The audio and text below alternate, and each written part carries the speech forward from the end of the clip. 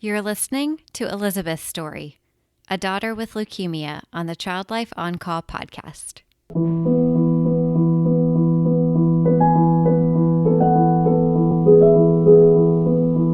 Hi, and welcome to the Child Life On Call podcast. When your child is sick, the whole world seems to stop in its tracks. Plans and priorities change, and your number one job becomes figuring out how to get your child well again. For some of us, rest, medications, and relaxation can do the trick. But for others, it takes more.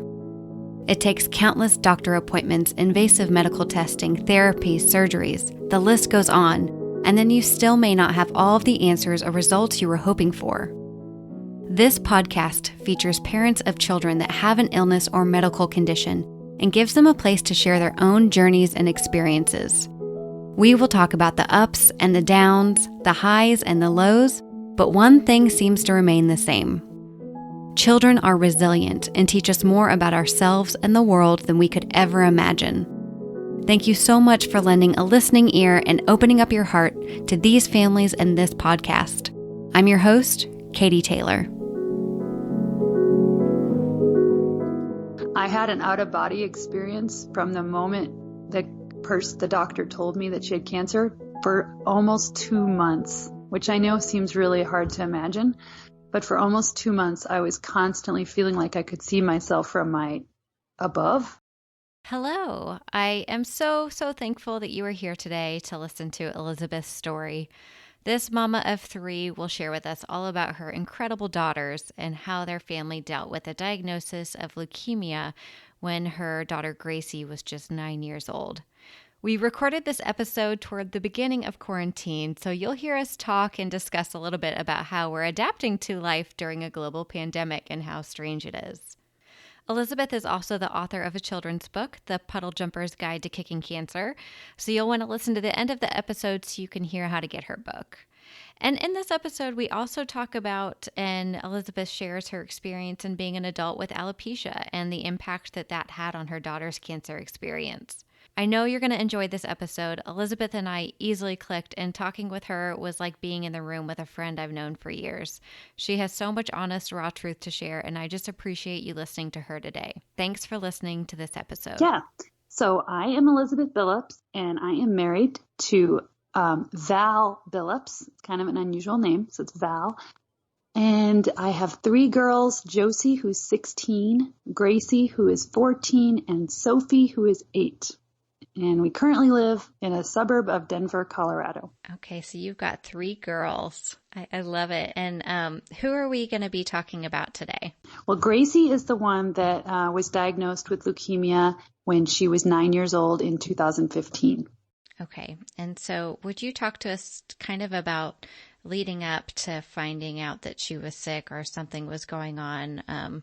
Tell us about the beginning. Yeah, it was a huge surprise for us because she had, I would say, little to no symptoms until 5 days before we found out.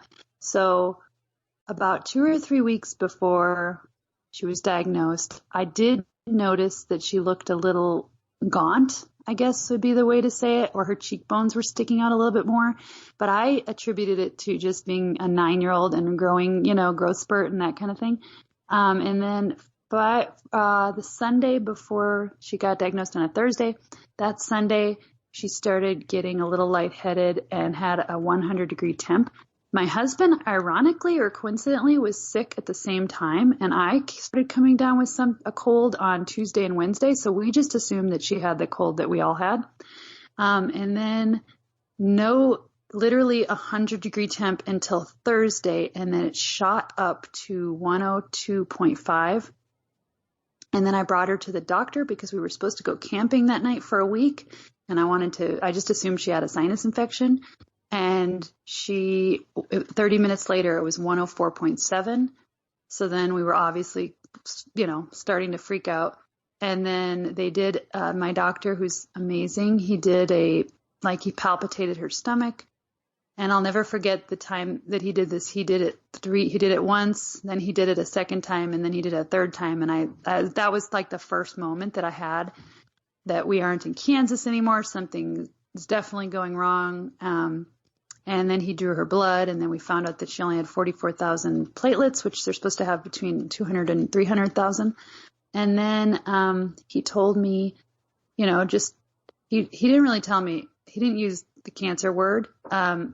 He just said to immediately go to Children's Hospital. It was a 45-minute drive from where I was, so I think he didn't want me to be freaking out on the drive. But then he just said, get off on the floor 7 of the Children's Hospital. And that's kind of that moment too that I'll never forget, is Gracie and I, the door opening and seeing welcome to the Center for Cancer and Blood Disorder. And that was like my first moment of, oh my goodness.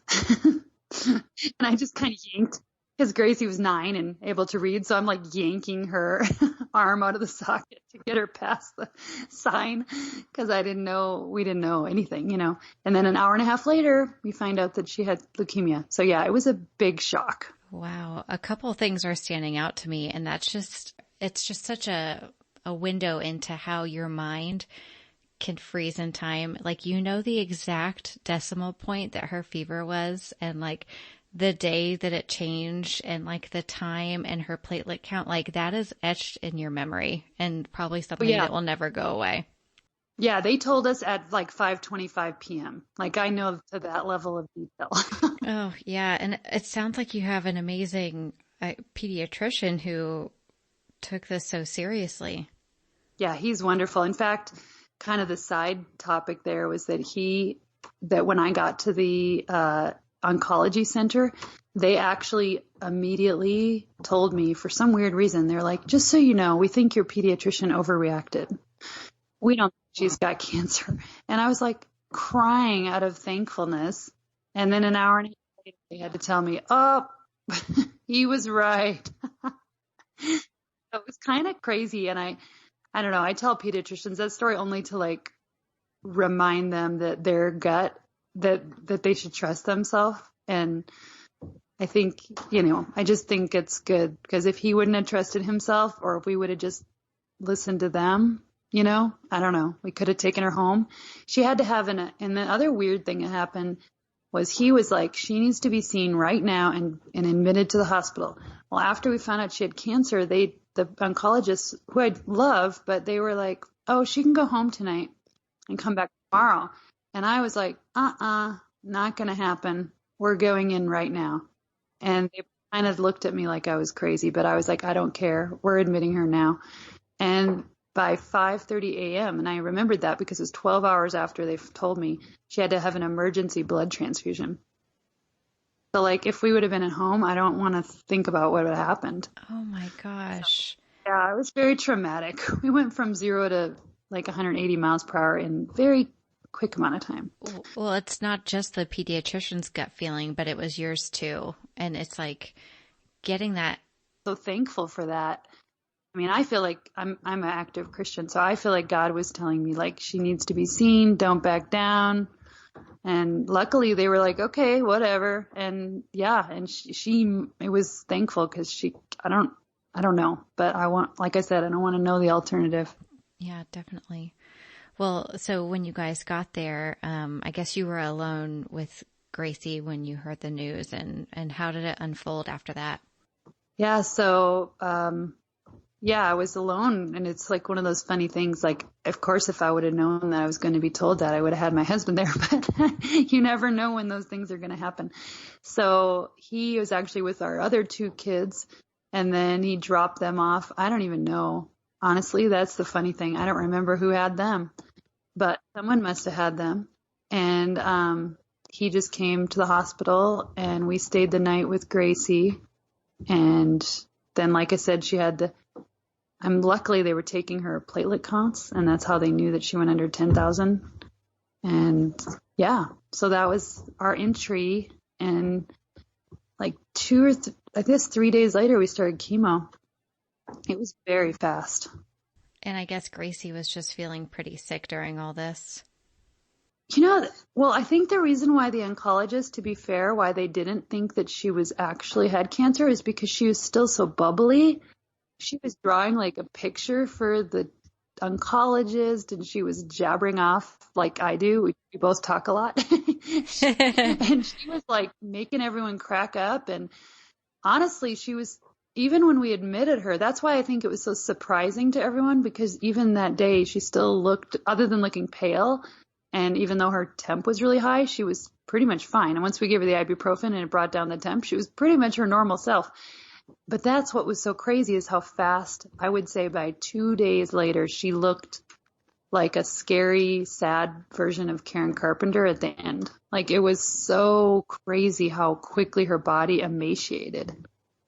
Like, I have pictures from when she went in the hospital, and like 3 days later, it was like she looks just it looks very scary. Wow. And to have that. How quickly leukemia works. Yeah. Yeah. And so what were those kind of few days in the hospital like after the diagnosis? You know, for me personally, from the moment I found out, and it's going to be sounding strange, but I'm sure you hear all sorts of strange things. I had an out-of-body experience from the moment the doctor told me that she had cancer for almost 2 months, which I know seems really hard to imagine. But for almost 2 months, I was constantly feeling like I could see myself from my above and also my eyeballs. Which, have you ever heard? I don't know if you've ever heard that before, but the out-of-body experience I have, the eyeballs thing I haven't. And tell me more about that. Well, I mean, I could see forward. Like, if I would think about it, I could obviously see what I was looking at, but I could also be looking down on me. It's so weird. I can't explain it. I told the therapist, because, you know, they give you free therapy when your kid has cancer, which is great. And I told the person, I don't even know if I should be driving. I have never experienced anything like this. And he said it was actually kind of normal. And I said to him, when is that going to go away? He's like, well, probably in a month or two. Because it had probably been a couple weeks by the time I had this conversation with him. And it wasn't all the time. It was just kind of, it would toggle. It was almost like a camera view perspective. It would toggle between. And so I don't know, I guess that's your brain separating somehow. But yeah, so I think that's kind of how I explain that first 2 months. I was in a fog. Like, I don't remember. I mean, I remember those first few days really clearly, but then after that, it's kind of all a blur. And my husband, it's interesting how we handled it so differently. I was like the emotional support, I would say, was for Gracie. And he was too, but what he was doing for the first night until for sure the first probably 2 weeks, he would stay up probably half the night or a lot of the night researching. And so by the time he did his little Cancer 101, which they make you do before you can leave the hospital, so it was like 9 days after, the nurses came back and said that he taught them a lot. So he become like an unofficial oncologist there in about 2 weeks. So that was how he handled it. So it's like I've had parents say it's more intense than what they imagine medical school to be like. Like, you are just in it nonstop, and you have to take on this persona because you are the advocate for your child, and that's the role he took on. Yes, he became like the doctor. So he's kind of taken that role in other times when we've had other health things. So it's natural for him. But yeah, that was definitely his love language, is as much as possible. And he fought hard for like vitamins and some other things that they didn't really want to do. So it was really nice to have someone that was capable and interested in developing a kind of a custom plan, you know? Sure. And what a balance for you having the emotional support, because you can't be everything. It's impossible. Well, yeah, it just works out that's kind of our strength sets, you know, but it's a crazy thing because you, as a mom or dad, like you don't ever want to have to tell your kid that they have cancer, but for some reason, if someone was going to tell them, I wanted to be the one to tell her, you know, like, or I wanted to be there, you know, it's just, I don't know, it's kind of hard to explain, but I know they offer different options, which is a weird conversation. Can you bring that, like, do you remember that conversation and how you told her? Yeah, I do. And, you know, it's a kind of a funny thing because I have alopecia, which means I don't grow hair. So I'm bald. I wear a wig sometimes. And it was funny because I think because she grew up with me, and everyone that we meet thinking I have cancer for her whole life and talking about that, it kind of made it worse in some ways because she wasn't like a typical 9-year-old that knew about cancer a little bit. She's heard about cancer literally like every grocery store shop that we've ever done. People come up and tell me about all these people who died. So I was like, oh gosh. People are so weird. Yeah, people can be really weird, but and I'm normally like happy to listen, but it was complicated this because then I knew that her odds were really good because of being a child and all this stuff, but I knew that she was going to have that background. So I immediately had to like tell her in a way that kind of answered that question about a kid having cancer versus an adult having cancer at the same time before she could jump to conclusions. So that was kind of a trick. And then the kind of funny thing to me, I guess, is that she was truly just really upset about losing her hair. Like that was, I mean, it's not funny. Don't get me wrong. It's just, I thought she was going to be more worried about the whole life thing. You know, like, I don't know. It's just kind of funny. And she'll even say to this day, like, that's what she remembers is us talking about her losing her hair. So anyway, but then we did have a really nice moment, which is weird to say also. So I have four autoimmune disorders. And so I've always had health problems. And I clearly felt like when I was talking to her about this, like in that same first conversation, I said to her, you know that if someone has a doctorate in dealing with medical illnesses, it's me. Like I am an expert. Like I have karate black belt level status on dealing with medical crap. Like I just do. And so I told her if every, single illness and every single doctor's appointment and every single thing we've had to learn about as a family about medical stuff makes this like 1 day easier or 1 second easier for you, then that is all worth it. So we got this, and I just remember us like that felt like it resonated, like I felt like it was good. Like we were on the same team and she knew that, her dad and I had dealt with all this crap together for years and years, all sorts of different weird things. So I felt like she could be like, yep, okay, we got this, like it's just one thing we have to deal with. She's got a living, breathing example of a strong mom who has been through a lot and conquered a lot and learned a lot and dealt with it. So that's the example that she got to follow. That's amazing perspective. Well, I was just glad. I mean, I was just glad to be able to hopefully encourage her. And I meant it. Like I felt like I had been in training all my life just so I could make that a little bit better. You know what I mean? Absolutely. So, there's a lot of parents who listen to this podcast, and I think it's important to talk about how you as a parent handled the stress of all of this. And I love that within 2 weeks you were seeing a therapist. That's an amazing perk. I don't think that happens in every single place. We were lucky. Do you mind talking a little bit about how you kind of handled the stress of it all? Oh yeah. Anything. You can ask me anything. I would say like we talked about the first few weeks, my brain was kind of just numb. So I don't think I did anything. I definitely cried a lot. And I remember being surprised later when I talked to Grace that she didn't know that that I had been crying every time I was outside of the hospital room. And then I would pull myself together. And I always thought, surely she can tell like my eyes are so red. And she was like, no, I had no idea. I'm like, oh, well, that was good. Cause I felt like I was a total wreck. It's like probably the beauty of the egocentric mind of a child. I was so happy. I was like, yes. Good, because to me it was super obvious that I was the worst actor ever. But anyway, and then I think when it started to kind of sink in a little bit, that whole new normal idea and life is never going to be the same again, and oh my gosh, this is going to go on for like 2.5 years or more, and I think, I got.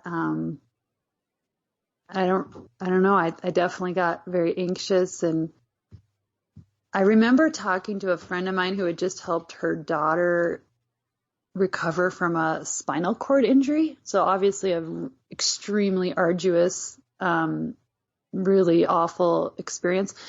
But luckily I was given this gift of having this conversation with this mom about a month in maybe. And we just had a long talk, like 2 hours or something. And she told me that her secret to one of the things that she did is she found a room. It was like a linen closet or something. Or sometimes she'd go to her car and she would just scream and cry in her car or in this linen closet, which is just kind of funny in a weird way. But I used that. So that's my tip for anyone, because just to pass on her tip is that I would kind of give into the feelings so that I could get them out, I guess. Because when you're with your kid, you have to suppress every feeling because you have to try to present this calm exterior. But you have to get it out, because otherwise I just don't think it's going to help, So yeah, I would scream and I'd let myself just cry like crazy. And usually a lot of times that was like at midnight when I'd get everyone to bed, and then I'd finally like sit there and try to figure out how I'm going to fall asleep. And that's, as you probably have heard, like that's the worst time of the whole day, because you have nothing to keep you from thinking about the worst case scenarios. Yeah. I don't know if that answers the question. It does. It's almost like the physical manifestation of the emotional stress that's happening, and you're taking it from inside and getting it out. And I don't know what made me think of this, and this is weird, but like I'm raising toddlers right now. I have a 1 and a 4-year-old, and everything is very emotional, and there's tantrums involved. And then it's like they have got it figured out. They know how to get it out. They let it out when they need to. And I feel like as adults, we can really learn from that and be okay with crying and screaming and having those moments to get that out. Yeah, I agree with you. And, this happened later on when Grace and I, if people aren't familiar, the average leukemia treatment, I guess best case scenario is about 2.5 years. And about a year into her treatment, her liver started to react very unfavorably with the strong chemo. And another background thing, they have like 8 to 10 chemo medicines going in at the same time. So yeah, it's really hard on the liver. And so it was really a strain on us because we had to continue giving her the chemo in order to keep the cancer away. But then we were at risk of literally destroying her liver. So that last year was exceptionally stressful for that, because every week we were like, can we keep going? It was kind of like Apollo 13 when they're coming in, to the atmosphere and, and they're like, can we get through before we burn up? So that last year was a lot of strain, a different type of strain, because we were so worried about the liver. Well, anyway, so at one point, Gracie and I were home, and I don't know what was happening, but I was in a real funk. And I don't even know if she did something to make me mad or what happened, but I was so furious. I think it was it's funny how it comes back to you. It was actually a dress code thing that my school made so that my little 6-year-old at the time couldn't wear her brand new boots. And because they had fur on the top. And for whatever reason, that made me ridiculously angry. And of course, as we always said, I'm not angry about this, although I am a little angry. I'm really angry that my kid has cancer and her liver might be failing. But, at the time, you're just like, I am so mad that my 6-year-old can't wear these brand new cute boots with the fur on top. And so I started just screaming about this rule. And again, I remember it was one of those days when Gracie had to stay home. So she was home with me as I'm ranting. And then she started screaming about something, or we started screaming together. And then it was fun. Like we were enjoying this. And then one of us, she's really musical and into songs. I can't remember which one of us did this, but we actually turned on the Britney Spears Scream and Shout and Let It All Out. And then we were literally at the top of our lungs screaming while listening to it. And it was actually like probably top moment of therapy as far as just getting it out. So I highly recommend that. Oh my gosh, I love that story. That's pretty amazing. Yeah, it was just a natural thing because I was so legitimately angry, but I recommend that, just trying to get it out. I definitely think you're right. The toddlers got something on us on that. Well, We need I to all love have a tantrum every once in a while. exactly.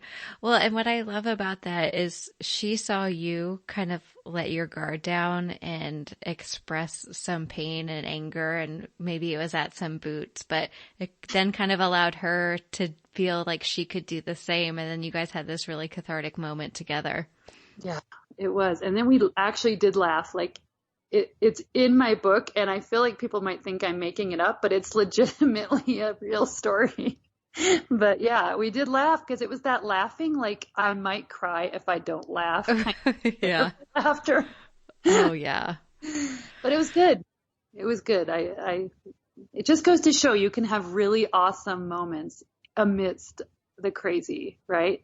You can have great moments that you remember and you're like, oh, that was really awesome. Oh, definitely. Yeah. Were there any other positive or unexpected or surprising moments that you guys had? I know. I mean, there were just over and over again random people doing these amazingly kind things for us. That just kept happening. I mean, little things like we got a Dairy Queen gift card one day when she was in chemo that the person delivered anonymously, which I still want to do myself, but I have never gotten around to doing it, but I will do it one of these days. But it was just such a little thing. It was like a $5 gift card, but I remember it. Like I'm telling you about it because it is like one of the things that came to my mind. Just because it kind of just shows you I remember they said something like, someone that used to have to go through this wants you to know, like, they're thinking of you. And it's so so heart touching. And then, there's the huge things like Make-A-Wish, which was unbelievably helpful because we spent just weeks and weeks dreaming about what Grace was going to pick for her Make-A-Wish. And that just took up so much fun time, it took up a lot of time, but it was a way to spend some of that endless hours in the hospital dreaming instead of just waiting. So that was a big thing. What did she end up picking for her Make-A-Wish? She did Disney World, which I think it was hard because there were other things that she was kind of thinking about. And it's just one of those, I think it's a funny thing. It's like the ice cream choices. Like the more choices you have, the harder it is to make. Yeah.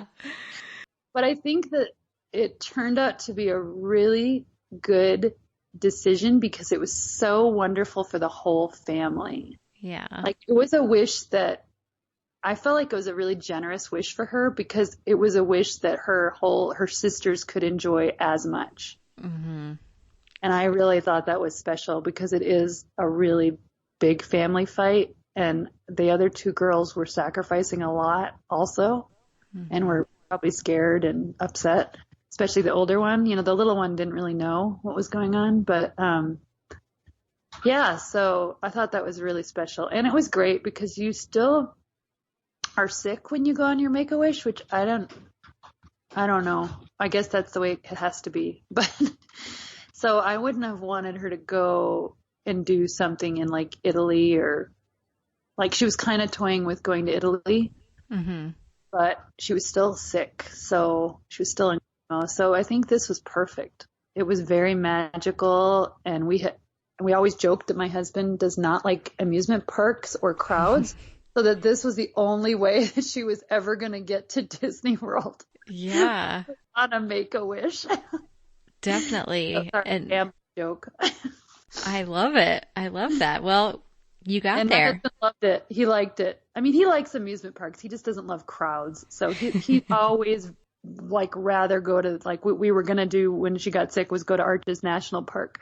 That would be more of his his type of trip. So I anyway, gotcha. yeah. So yeah, no, it was good. But the planning and the dreaming is almost as good, if not better, than the actual wish. Like, I don't know how to explain that in a way that doesn't. I mean, the wish is amazing, but the planning and dreaming was so magical, you know? Absolutely. Yeah. You mentioned her sisters a little bit, and I guess the older one, since she was kind of a better understanding of what was happening. How did she handle the stress of all of it, and how did you guys kind of keep her in the loop throughout all of it? Yeah, so she was 11, and Josie, that's our oldest. She has always been gifted with a strong sense of independence. Like when she was 3 months old, she would stiff arm me and be like, "Hello, I'm ready for the bouncy already. Stop holding me." Like, I'd be like, "Okay, fine. I'd be that way. I guess you didn't Yeah, need me anyway. Who am I around here?" You know? right. So that was her, and it was spectacular to see. In fact, for all three girls, what was a beautiful thing was to get to see how each girl brought her own gifts in an extraordinarily unique way to make it better for everyone. So the thing that Josie did is she just took, my other daughter Sophie was only 4. And I felt like we just threw Sophie over the fence and Josie caught her. Like I said, I don't remember who else was helping very much, but honestly, there were lots of times because we didn't have any family in town. We had really good friends, but we didn't have any family in town. So there were several times when my husband and I would literally tag team. One of us was at the hospital, one was at home. Then we would swap and we would leave Josie in charge for an hour or two almost every evening. And she would, get Sophie ready for bed, give her the bath, whatever she needed to do. And she just would do it. And it was as if like she was kind of like another mom that we just trusted, just kind of. And she was getting all A's at the same time. She was at a brand new school, 6th grader. And so the stress, I think, was enormous for her. But she's so tough and so independent that she was capable of it.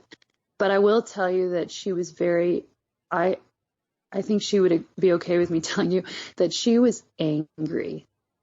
Anger was the biggest emotion we saw from her. And it was hard, like for the whole time, probably very angry that this happened or that any of it was happening, that Grace was sick. So I think it's just each person handles it differently, but yeah, her emotion of choice was anger. And then we tried to do therapy, but she was not interested in that at all. That did not go well. Yeah, she's like, not for me. No, that was not her personality. She's like, no, if you do that again, I will hit you. No, I'm just kidding. She didn't say that, but that was basically what her tone of voice and her affect said. Yep. And you were smart enough to like let her have that choice and say, all right. Okay, then that's not working. And it was a little tricky because I think she cared so deeply about Gracie, but she didn't know how to tell her. So sometimes it was hard, to try to help Gracie understand that this is her way. The reason she's angry is because she's so concerned. Mm-hmm. Yeah, so she's scared. Yeah, I think we spent more time trying to help Gracie understand because it wasn't coming across as concerned, right? Sure. Absolutely. Because you're 11. Yeah, exactly. Flippin' world has been turned upside down. Your parents are no longer there. You're in charge of a 4-year-old sister. You're at a new school. So yeah, and you have puberty, that whole puberty thing. Yeah, that's a tough hand to be dealt and from every angle. Yeah. And, Gracie got the other beautiful thing about Josie that I was always so impressed by is she never was jealous. Like I kind of assumed that an older sister 2 years apart would probably be jealous at some point of all the attention. I mean, Gracie got unbelievable amount of just generous gifts and we had her share them, but still like she was the center of attention for 2.5, but luckily it went really well with her personality. She was like didn't need that.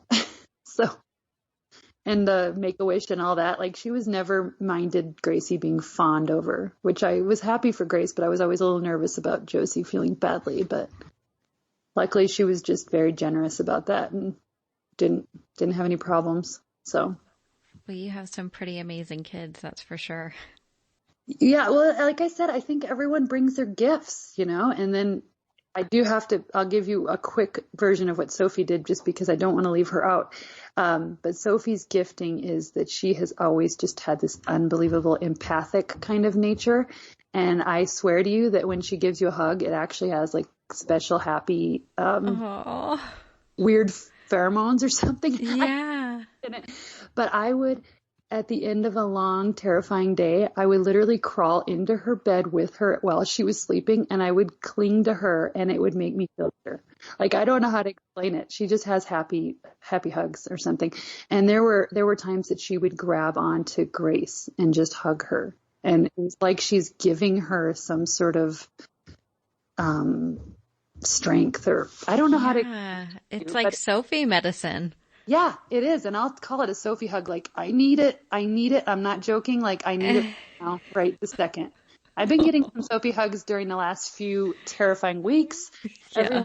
Those. And, so that's what I think every family has that, that every person provides the special part to the solution, I think sometimes it's just identifying it and then making sure that people know, like, I see this, I see you're doing this, and I'm so happy that we have you in this family, I don't know. Absolutely. Yeah. Well, you mentioned it a little bit, but I was wondering, would you be able to touch on how you guys are, so you're 2 years out from cancer, which, and everybody will tell you, like, that everybody will tell us on this podcast and just from the hospital that, there's not a day goes by that you don't think about it. And just because you're done with the treatment doesn't mean that it's over in any way. But now we have all of this scary coronavirus happening. How are you guys handling a quarantine, and how are you supporting each other? How are you getting through the days? And I'm asking you these questions because I know other parents are feeling like they've been pros at hand washing for a while, and they've been aware of germs and viruses. And I guess talk to us a little bit about how you guys are handling this all. Well, actually, I think what you said is exactly how we feel. We're just like, we're doing the same protocol we did when Grace was sick for 2.5 years. So to us, I think it's easier in some weird way. I sometimes get slightly offended when the whole world is so worried, when we had that, we were living in that tension for 2.5 years. I mean, I'm a little bit, there's tiny bits of me that kind of gets a little frustrated because I don't know. I just feel like, and I'm not saying that it shouldn't be held. It's not saying anything. It's just saying how all of a sudden, all these people that probably didn't at all appreciate the tension we were living in are just freaking out now. And I'm not saying they shouldn't, and I'm not criticizing them. It's interesting because I don't know how to explain it, but it just makes me, there's a tiny bit of me that's like, wow. And a very valid feeling, and a feeling you're allowed to have. A friend of mine, Jamie, who I've interviewed a couple times on this podcast, she has a heart condition and subsequently HIV. And she did a quick video for me on Instagram, and she just said, "Hey guys, this is the way we've been living our entire lives, terrified of getting sick. And now you have a tiny spot in your brain that understands what a parent and a child goes through when their child is sick." It is funny. Like I said, I don't even know what to make of it because it's not like I'm upset that I'm not, I don't even know, but I think it is, there's a little bit of you that's like, okay, calm down everyone, because your risk is so low compared to what the kids who have cancer right now and people who are immunocompromised. I don't know. I just have a lot of very healthy people in my life that are all freaking out to the point where they won't even like leave their house to go to their backyard or something. Yeah. And I'm just, we had to live, like we had to send her to school. I'm not saying we should have school. I'm just saying Yeah. we have to have some common sense and have a little bit of like allow people to get out in the sunlight. I mean, I don't know. I'm Absolutely. just a little, I think also I'm probably speaking a little angrily because my personal sense is I have a little PTSD about being trapped in the hospital or being Sure. trapped in the house. So for me, I'm like, oh, no, no, no, no. Please don't make me trapped again. So I'm probably a little edgy about the whole conversation because I refuse to have us trapped. Like we just got out. So Absolutely. I'm following all the rules, but in the same sense, I'm not going to do overkill. Like we went on a walk today, Yeah. on a bike ride. I'm just not going to turn us all into the bubble children unless we are absolutely forced to by edict. Yeah. But I have a lot of people that are kind of shaming people about doing those things. And I think that's probably, now that I'm talking it out, like that's what's making me frustrated Mm-hmm. because there's so Yeah. much shaming going on.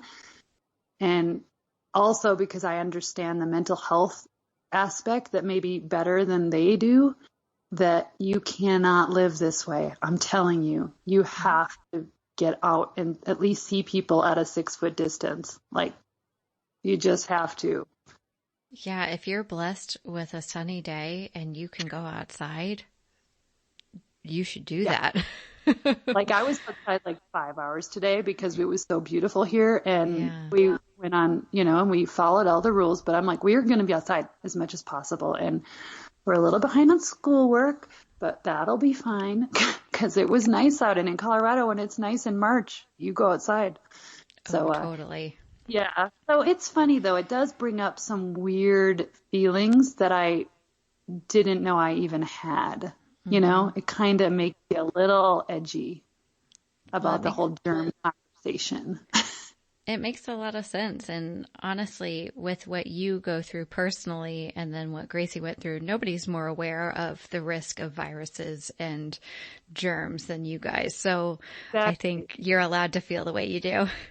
Yeah, like I have the T cells of an AIDS patient, so I'm kind of like, my whole life, like your other friend, my Yeah. whole life kind of always wondering if I'm gonna get sick and die. So I don't know. I'm just a little, I don't even know what to tell you, but it is funny how it brings up those kind of thoughts that you kind of repressed or memories of it that you didn't realize how resentful you were until this stuff comes up again. And then you're like, Totally. oh, dang it, I'm still holding on to this. So anyway. Well, thank you for sharing that. And I have just a couple last questions for you. And one would be if you could describe what Gracie has taught you through this experience, what would it be? Well, it's funny because her name is Grace, and I will tell you, I've had so many people mention that, but I know it sounds very trite, but she just went through it with a smile. And like, I mean, she had days where she felt so ridiculously awful, but she was always like her nature was always to try to make the nurses and the doctors laugh. Like it's Oh, just was so funny, to get to see. And if people visited her, like she just was, I don't know, she was always, she is a foodie. So that was a real lucky thing because she still didn't lose too much weight in the chemo process because she was obsessed with food. And we always joke with her because she eats a lot. Now, during chemo for the 2.5 years, she didn't eat as much, but she still ate more than most kids who are. And we were always like, so thank God you love your food. But she would always talk to the nurses and doctors, because she was always fasting for her spinal taps, but she would always be like dreaming about her next meal. So she would always talk to them about what she was going to make or what we were going to eat. And it was just, I don't know, I just think she just kind of focused on, just kind of like that, like, okay, today, what am I going to have for lunch? She I just, love that. I do. And it really helped keep me grounded because I was 99% freaking out more than she ever did. And I hope I didn't see it, but in my heart, I was always obviously freaking out. But she was just like very, I mean, not to be gross, but she would just go and throw up and just be like, okay, what's up next? Like she Yeah. just very chill. And I'm not saying you have to be chill, but in whatever her gifting is, it just that was the way that she responded to it when the rest was freaking out. I love how you are calling it gifts. I want to start incorporating that more, and seeing it in my friends and my husband and my kids, the people I'm with, because it is, when you know what somebody's gift is, you look for it and then you see it more. And I really like that. Well, and I just love the power of it is that everyone has a gift. That's the beauty of it. So sometimes I feel hesitant talking about it because I don't want people to think, well, they don't have that gift or whatever, but everyone has a gift. And that's what's so exciting is once you open your mind to it, you can find that they have a gift that is even more special because it's not maybe as common or whatever. You know what I mean? Absolutely. And I guess kind of jumping off, how she inspired you, you ended up writing a book, and can you tell us about that and where we can find it?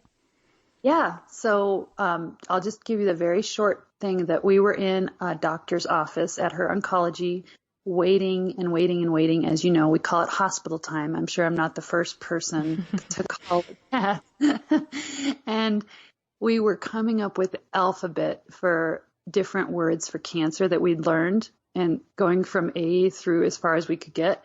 And then it started to spur on this discussion about how many things there were to learn. And we didn't realize that cancer, like everything, it's like the devil's in the details, right? Like there's like 1,000 things to learn.